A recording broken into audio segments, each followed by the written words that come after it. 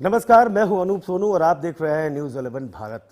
नई उम्मीदों, नई जन आकांक्षाओं के साथ नई सरकार वजूद में आई। नई सरकार जब वजूद में आई, उसके सामने चुनौतियों का पहाड़ खड़ा था। 1 साल बीत चुके हैं इस सरकार के कार्यकाल के। इस सरकार ने चुनौतियों से पार पाया और 1 साल पर एक परंपरा होती है, विभागीय परंपरा होती है। मुख्यमंत्री खुद से सभी विभागों की समीक्षा करते हैं। हर विभाग अपने आप में राज्य के विकास में योगदान देता है। हर विभाग का अपना महत्व है, हर विभाग की अपनी जिम्मेदारियां और अपने दायरे हैं। उसी में से एक महत्वपूर्ण विभाग है श्रम नियोजन प्रशिक्षण एवं कौशल विकास विभाग, जिसके मंत्री हैं सत्यानंद भोक्ता जी। हम इस 1 साल पर सरकारी समीक्षाओं के बाद न्यूज़ 11 भारत की समीक्षा शुरू कर रहे हैं और इसी सिलसिले में हम पहुंचे हैं सत्यानंद भोक्ता जी के पास, जो कि श्रम विभाग देखते हैं।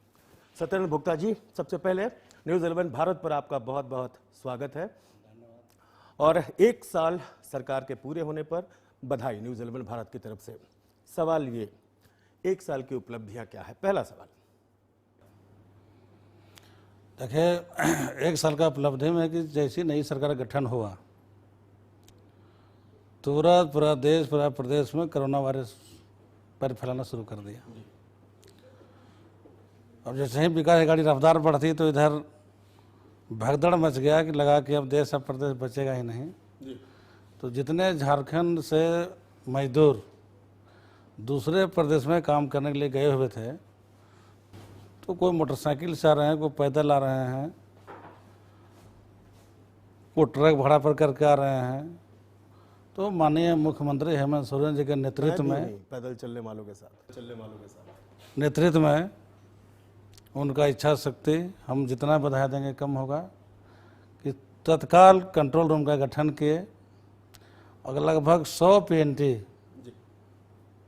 24 आवर्स चालू किए और जितने प्रदेश से मजदूर फ़ोन करते थे सभी को रिप्लाई भी मिलता था कि आप कहाँ हैं, कैसे हैं। और सीनियर IAS पदाधिकारियों को स्टेट वाइज सभी को नोडल पदाधिकारी भी नियुक्त किया गया माननीय मुख्यमंत्री महोदय के द्वारा। और किन्हीं पास खाने के लिए पैसा नहीं था पॉकेट में, तो माननीय मुख्यमंत्री सहायता योजना एक ऐप चालू किया गया। उस ऐप से लगभग 2,75,000 मजदूर जो वो ऐप चलाने आता था, वो अपना पैसा निकासी किए। उसी से उनका जहाँ रह रहे थे वहीं पर भोजन भात हुआ। 1 मई के मजदूर दिवस के शुभ अवसर पर श्रमिक ट्रेन, जो कि भारत की पहली ट्रेन थी, जो भारत के पहला ट्रेन थे और किसी राज्य में मजदूरों के सूद तक नहीं लिया, भारत सरकार ने भी सूद नहीं लिया। तो बाय ट्रेन विभिन्न राज्यों से सभी को हम लोगों ने मंगाने का काम किया। बाय बस उनके घर तक भिजवाने का काम किया। एयरलिफ्ट भी किया आपने, हवाई जहाज से भी बाय प्लेन मजदूरों को लाने का काम किए। और जो बगल में राज्य है, बंगाल, बिहार, छत्तीसगढ़, मध्य प्रदेश, उड़ीसा, वहाँ से हम लोग राज्य से ही बस भेज करके सभी मजदूरों को ला कर झारखंड ला करके गांव तक पहुंचाने का काम किया। देखिए, पेंडेमिक को सब जान रहे हैं, महामारी को सब जान रहे हैं और पूरा देश ही नहीं बल्कि पूरी दुनिया इसे तबाह है। हालांकि कई जगहों पे हालात सामान्य हो रहे हैं और हमारे देश में भी हालात बदतर नहीं हो रहे हैं। कम से कम उपाय किए जा रहे हैं, वैक्सीन की ओर भी हम बढ़ रहे हैं।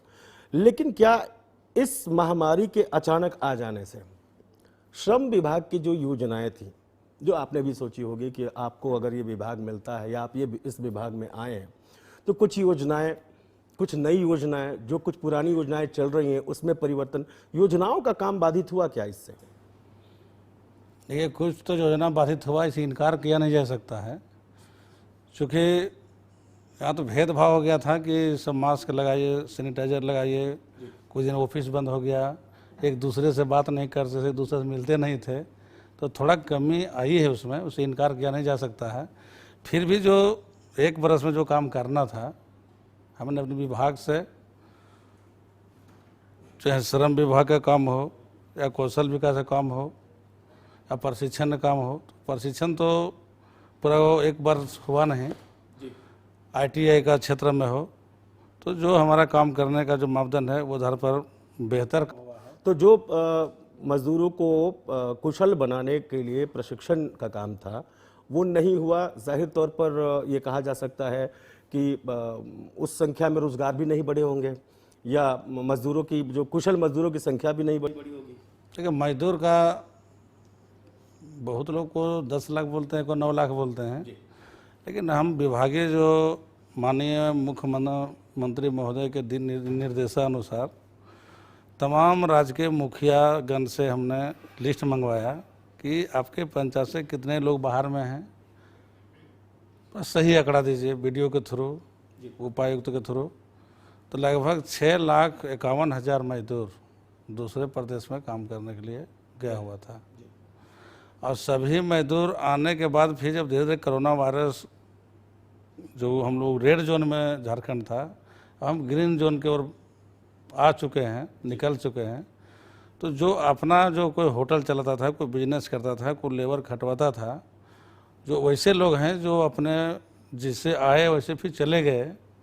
और कुछ ऐसे मजदूर हैं जिनका 8,000, 10,000, 12,000 महीना तेलंगाना, केरला, महाराष्ट्र, बंगलौर, उड़ीसा, छत्तीसगढ़, मध्य प्रदेश, उत्तर प्रदेश, बिहार जो काम करता था सब। तो बहुत लोग यहाँ पर हम लोग लगभग 2 लाख मजदूर को हम लोग रोजगार से जोड़ने का राज्य सरकार ने किया है। जी, उनको फायदे क्या दे रहे हैं आप? फायदे है कि माननीय मुख्यमंत्री का सीधा निर्देश कि जो विभाग में जो संसाधन है उसी संसाधनों में सभी को स्थानीय स्तर पर रोजगार से जोड़ा जाए। जैसे झारखंड में कल कारखाना की भी कमी नहीं है, औद्योगिक नगरी है, खनिज संपदा राज्य है।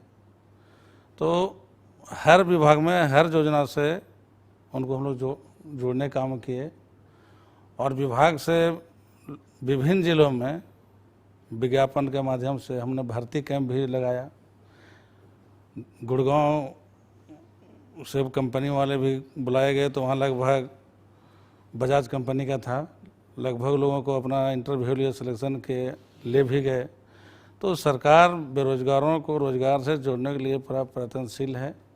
और सरकार चाहती है, हम चाहते हैं, हमारे माननीय मुख्यमंत्री महोदय चाहते हैं कि जो बार बार होता है झारखंड में लेबर बेरोजगार है, लेबर शब्द से हम लोग को हटाना है। आमतौर पर बाहर में आत्मनिर्भर बनाना है कि सभी लोग अपने पैर पर खड़ा होकर के काम करें, चाहे प्रखंड में हो, पंचायत में हो या राज्य में हो। क्योंकि कोई भी व्यक्ति अपने परिवार बच्चा छोड़ के दूसरा प्रदेश काम कर नहीं जाए, ये माननीय मुख्यमंत्री का सपना है। माननीय मुख्यमंत्री का सपना लोगों को भी पता है। उनका सपना ये है कि जो छवि झारखंड की बनी है, श्रमिक प्रधान राज्य की छवि बनी है, तो इस छवि से उबरना है। तो अब ऐसे में 1 साल आपके विभाग का जा चुका है, 4 साल और है। इसको कैसे युद्ध स्तर पर आप लोगों ने प्लानिंग किया है कि जो 1 साल खोया है उसको अगले 4 साल में, 4 साल में जितना आपको पाना है उसके साथ साथ जो खोया है उसे भी पाना है, तो भी कैसे संभव होगा? है संभव है कि धीरे धीरे गांव के सड़क से निकलने में जब 4 लेन लोग पकड़ता है तो गाड़ी की जो रफ्तार है तेज़ी हो जाती है 90-100 की स्पीड में। तो मेरे पास समय है, मेरे पास संसाधन है। हम जो 9 माह 10 माह जो हम गंवाए हैं उसको 120 की स्पीड में खींचेंगे। और 2 वर्षों का 1 वर्षों का जो कमियां हुई है 2021 में हम भरपाई करेंगे, क्योंकि 2021 जो है वो विकास वर्ष होगा, रोजगार होगा। अच्छा भोक्ता जी, एक सवाल है। आप लोगों ने कहा था कि हम मजदूरों को लाएंगे, मजदूरों को आप ले भी आए, लाखों की संख्या में मजदूर आए। अब सवाल ये था कि वो आएंगे तो यहाँ करेंगे क्या? आप लोगों ने उसके लिए रोड मैप तैयार किया। वो रोड मैप कितना कारगर सिद्ध हुआ? कितने मजदूरों को यहाँ पर रोजगार दे पाए? या सीधे शब्दों में ये पूछे कि कितने मजदूरों को यहाँ के यहाँ रोक पाए? हम लोग तो जो मेरे पास सरकार के पास जो डाटा है उसमें से लगभग जो अपना जो काम करते थे दूसरे प्रदेश में जो मजदूर, जो मान लीजिए कि कंप्यूटर ऑपरेटर था, प्लम्बर मिस्त्री था, कोई राज्य मिस्त्री था, जो झारखंड से अधिक राशि वहाँ उसको फायदा होता, लाभ होता था, जो व्यक्तिगत काम करता था वैसे लोग चले गए हैं। जो समान मजदूर हैं, जो लेबर ग्रेड का, जिसका कोई डिग्री कोई योग्यता नहीं है, जो समान 8,000 6,000 महीना काम करते हैं, वैसे मजदूर रुके हुए हैं। लगभग जो हमारा आंकड़ा है सभी विभाग का, लगभग 2 लाख लोग को यहाँ हम लोग रोजगार से जोड़ने काम किए हैं।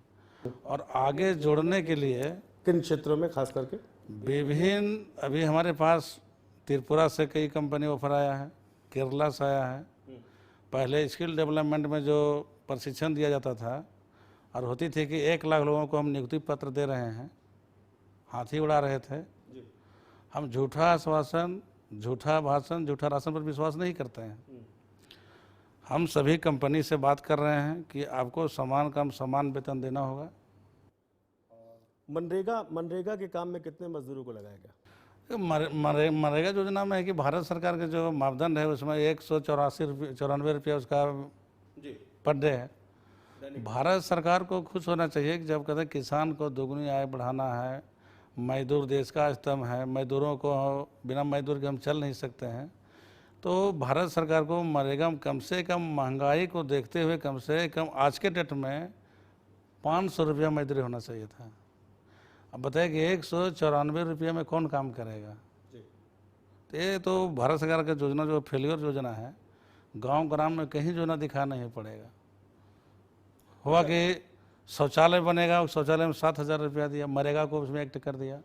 अब पूरे गांव में चले जाइए तो भारत सरकार के पास आंकड़ा है कि 12 करोड़ शौचालय बनाया गया, लेकिन अब गांव में चले जाइए तो 1200 शौचालय नहीं मिलेगा। अगर 2-4 को गलत से मिल भी गया तो उसमें गोईठा रखा हुआ है, कुत्ता बिलाई रह रहा है, इसका कोई उपयोग नहीं है। को भी जनता को लाभ देने के लिए, बेहतर काम करने के लिए, चाहे राशि अधिक क्यों नहीं लगे, ताकि परमानेंट सोल्यूशन निकले, ऐसा काम भारत सरकार को करना चाहिए था। सरकार जब वजूद में आई तो सरकार के पास पहले ही एक चुनौती थी कि खजाना खाली है। अब राजस्व की उगाही करके खजाने को भरने की एक चुनौती थी, दूसरी तरफ यह महामारी। लेकिन फिर भी चाहे महामारी के दौरान बच्चे ऑनलाइन पढ़ाई कर रहे हैं, उनका एग्ज़ाम ऑनलाइन हो या ऑफलाइन हो, एग्ज़ाम तो होगा। वैसे ही विभागों के लेखा जोखा को अगर देखा जाए तो चाहे काम चुनौतियों भरा हो या काम हो पाया हो, बजट आया हो नहीं आया हो, खर्च हुआ हो नहीं हुआ हो, लेकिन लेखा जोखा होता है। तो जब सीएम लेखा जोखा कर रहे थे, ले रहे थे, समीक्षा आप लोग कर रहे थे, सीएम कितने संतुष्ट दिखे आपके विभाग के 1 साल के काम से? देखिए, मेरा विभाग है जो, चूँकि इस विभाग में को डायरेक्ट योजना गांव में तो जाता नहीं है, मेरा तो लेबर को देखना है, और जो ITI संचालित है श्रम विभाग से, उसको संचालित करना है, फॉर्म भरवाना है, बिल्डिंग दुरुस्त है कि नहीं, अधिकारी काम कर रहे हैं कि नहीं, मजदूर को जो लाभ मिलना है विभाग से, वो लाभ से वंचित हैं क्या। तो मेरा विभाग का जो परफॉर्मेंस है, मतलब बेहतर है, इसको 90% नहीं, 90, इसको 100 माना जाए। अच्छा काम हुआ है। खुद भोक्ता जी जो है, सत्यानंद भोक्ता जी, खुद अपने विभाग को, अपने कर्मियों को और अपनी उपलब्धियों को कितना मार्क्स देते हैं 100 में से? 100 में से जितना हमारे जो विभाग में अधिकारी हैं, पदाधिकारी हैं, जो काम हुआ है उसमें तो 95% हम देंगे, क्योंकि उन्हीं के सहयोग से दिखाई दे रहा है। क्योंकि निचला तंत्र बुनियाद नहीं रहेगा तो ऊपर में आपको छत दिखा नहीं पड़ेगा। नीचे के कर्मचारी से लेकर अधिकारी सब काम किए तो आज दिखाई दे रहा है। तो विभाग ने ही नहीं बल्कि पूरी सरकार ने मुश्किलों का सामना किया बीते 1 साल। काम हुए हैं, कई काम होने बाकी हैं। अब अचीवमेंट जो लक्ष्य है, उस लक्ष्य को पाने में हमारी गति ज़रूर धीमी हुई होगी महामारी की वजह से, लेकिन हौसला बुलंद है। अब देखते हैं कि प्लानिंग क्या है, आगे अचीवमेंट्स क्या होंगे। कौशल विभाग एक ऐसा विभाग है जो नया इस विभाग से जुड़ा है। देखते हैं कि उसकी प्लानिंग्स क्या है और वो मजदूरों के लिए, श्रमिकों के लिए, राज्य की जनता के लिए कितनी कारगर साबित होगी। एक छोटा सा ब्रेक लेते हैं, ब्रेक के बाद भी बातचीत जारी रहेगी।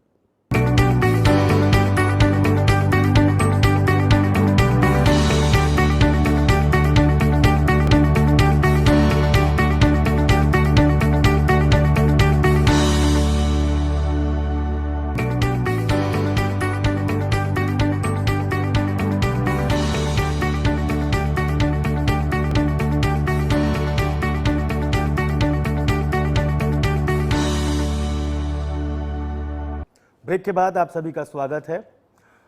हम चर्चा कर रहे थे श्रम नियोजन प्रशिक्षण एवं कौशल विकास विभाग के कामों की। एक साल सरकार ने पूरा किया, एक साल विभाग ने क्या काम किया, मुख्यमंत्री हेमंत सोरेन इसकी समीक्षा कर चुके हैं। न्यूज़ 11 भारत खुद विभाग के मंत्री जी से बातचीत करके आगे की प्लानिंग के बारे में सोच रहा है और बात कर रहा है। राज्य विकास कर रहा है, इस विकास में श्रम विभाग का क्या योगदान रहेगा आने वाले दिनों में, इस पर चर्चा जारी है। हमारे साथ सत्यानंद भोक्ता जी हैं। भोक्ता जी, रोड मैप बनते हैं लेकिन धरातल पर कम उतरते हैं। इस सरकार को अगर कहा जाए कि ये सरकार वजूद में शायद इसलिए आई कि पिछले सरकार के वादों पर भरोसा जनता को नहीं रहा, लेकिन एक साल हम महामारी की बात जनता के सामने कहते रहे। अगले 4 साल की बात करें तो वो कितना कठिन होगा? क्या बार बार हम कोरोना को सामने रख के विकास की गति धीमी होने की वजह बताते रहेंगे? देखिए, जो मेरे पास से समय है 4 बरस, ये कम नहीं है। और झारखंड बने 20 वर्ष लगभग हो गया। 20 मतलब युवा झारखंड है। और हमको लगता है देश में झारखंड में युवा माननीय मुख्यमंत्री भी हैं। तो 120 की गाड़ी स्पीड में चलेंगे तो सब भरपाई भी होगा और काम भी होगा। और जो हमारा विकास का जो पैमाना है, जो रोड मैप है, वो सभी 100% अनुपालन भी होगा, काम भी होगा। आपके विभाग की कई योजनाएं हैं, जैसे साइकिल योजना है, औजार योजना है, बहुत सारी योजनाएं हैं, सिलाई मशीन योजना है। तो ये योजनाएं अभी ठप हैं या ये चल रही हैं? चल रहा है, योजना चल रही है।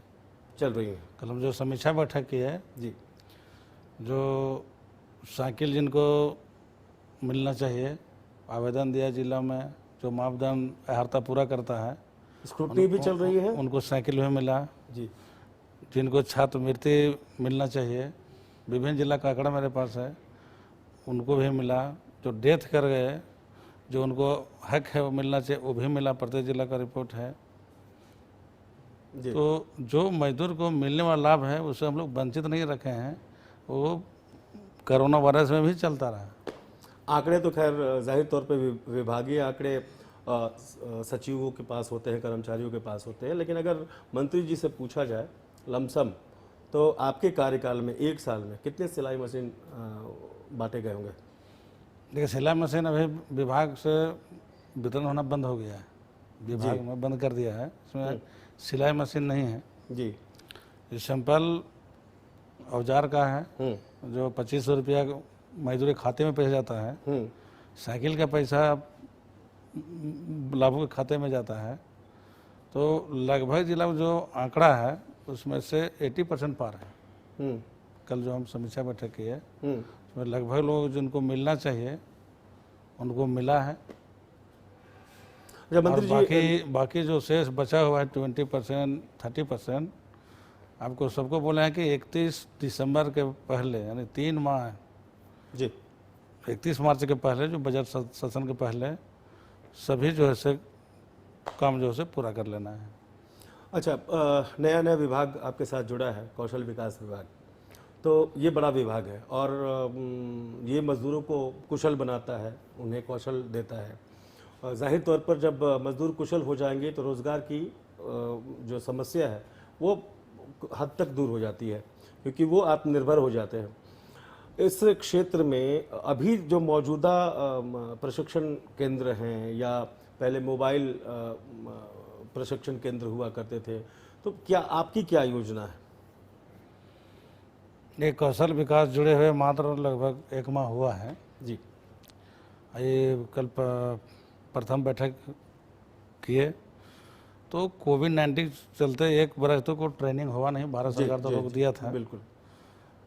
लेकिन अब धीरे धीरे हमको लगता है इस माह के बाद 31 दिसंबर के बाद नए साल में जब अनुमति मिलेगा कि कोविड-19 देखते हुए, सोशल डिस्टेंस ध्यान में रखते हुए प्रशिक्षण दिया जाए, तो उसमें कितने लोग काम कर रहे हैं और कितने लोग प्रशिक्षण दिया जा रहा है, कितने सेंटर है, इस विषय पर कर हम लोग बातें किए हैं। केंद्र की एक योजना है श्रमिक सम्मान योजना, क्या वो योजना अभी धरातल पर है, चल रहा है उसका काम? लाभ मिल रहा है मजदूरों को?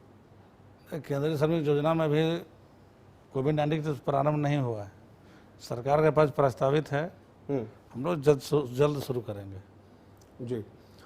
अच्छा, अगर आपसे पूछा जाए कि यहाँ के भौगोलिक स्थिति को देखते हुए, यहाँ की सामाजिक स्थिति को देखते हुए, या जो वर्गिक समीकरण है, जिस तरह से जाति अलग विशेष है, समुदाय है, कहा जाएगा कि आप अकेले कौन सी एक ऐसी योजना शुरू करना चाहते हैं जिससे ज़्यादा मजदूर उससे जुड़ सके, या कौशल विकास अगर आपके पास है तो कौन से क्षेत्र में ज़्यादा मजदूरों को प्रशिक्षित किया जाए ताकि सरकार पर भी बोझ ना हो और वो स्वावलंबी हो सके? लेकिन जो मेरे पास सरकारी जो आंकड़ा है, अधिकतर मजदूर अगर 1,75,000 को अगर इस राज्य में कोई जिला है जी, वो गिरिडीह है। गिरिडीह में 1,75,000 लगभग लोग बाहर में काम करते हैं। हमारे यहाँ चतरा जिला है, आपको 34,000 है, आपको 16,000 हो गया सिमडेगा। विभिन्न जिला का मजदूरों को जिला वाइज मेरे पास आंकड़ा है। तो हम पूरा प्रयास करेंगे जहाँ मजदूर अधिकतर बाहर जो काम करने जाते हैं उसको रोजगार से जोड़ना है, और विशेष रूप से हम लोग प्रशिक्षण चलाएंगे। जितने नियोजन पदाधिकारी हैं सभी को हम लोग प्रभार दिए हैं कि आप अच्छा से अच्छा काम कीजिए, चूँकि प्रत्येक जिला में नियोजन पदाधिकारी हैं।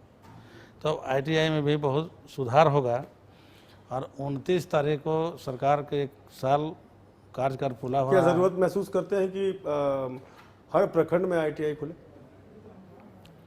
नहीं, तो कुछ भारत सरकार भी सहयोग देती है, कुछ राज्य सरकार का है।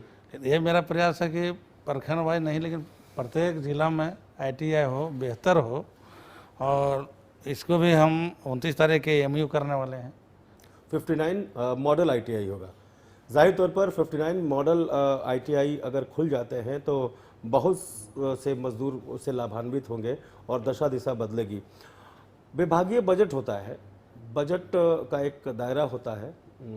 वैसे कहते हैं कि मार्च में उसका लेखा जोखा होता है, कितना खर्च किया कितना नहीं।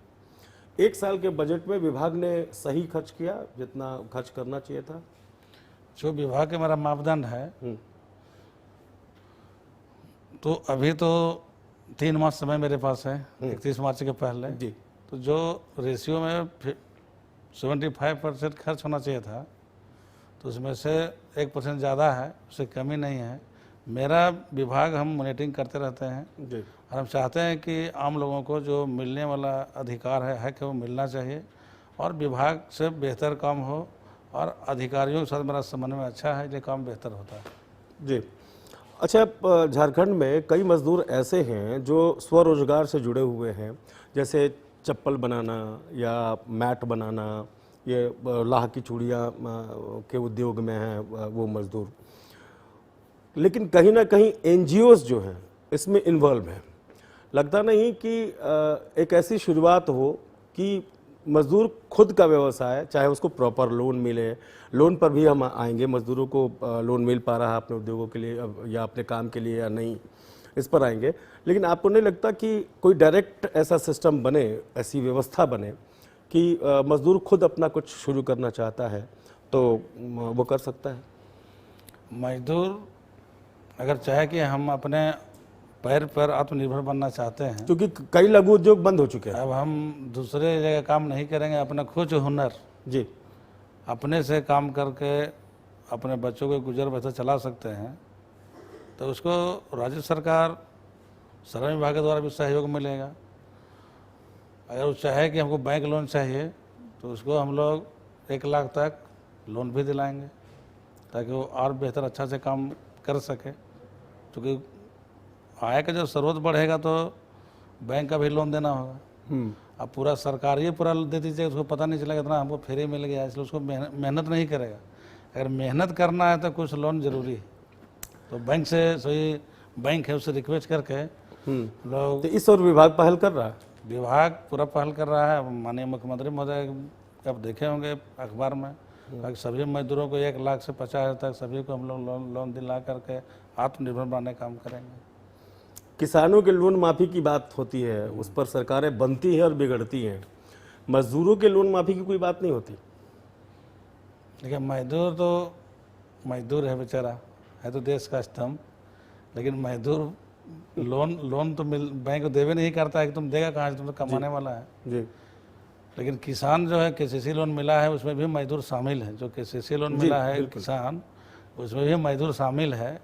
मजदूर के साथ दिहाड़ी मजदूर शामिल हाँ, मजदूर के साथ किसान भी है। ये जब 1 साल पूरा हो रहा है, 29 तारीख के पूरा संभावना है कि किसानों को लोन माफ़ होने वाला है, जो मेरा सूचना है। तो जो भी मजदूर लोन लिया होगा उसका ही माफ़ हो जाएगा। अच्छा, श्रमिकों के स्वास्थ्य के लिए भी योजनाएं हैं। गंभीर बीमारियां जैसे कैंसर हो या फिर और गंभीर बीमारियां, उसमें पूरा खर्च राज्य सरकार वहन करती है।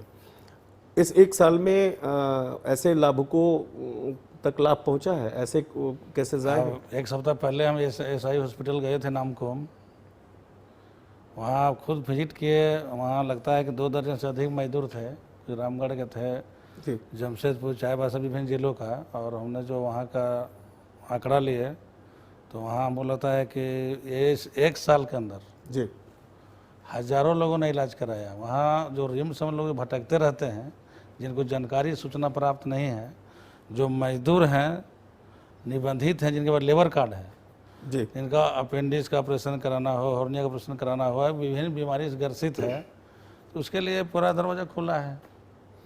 चलिए, विभाग की जो रिक्तियां हैं, आपके विभाग से युवाओं को भी उम्मीद रहती है कि रिक्तियां होंगी, बहाली निकलेगी, तो वो एग्ज़ाम में बैठेंगे, नौकरी करेंगे। मेरे यहाँ कुल 2200 पद सृजित है श्रम विभाग में, जी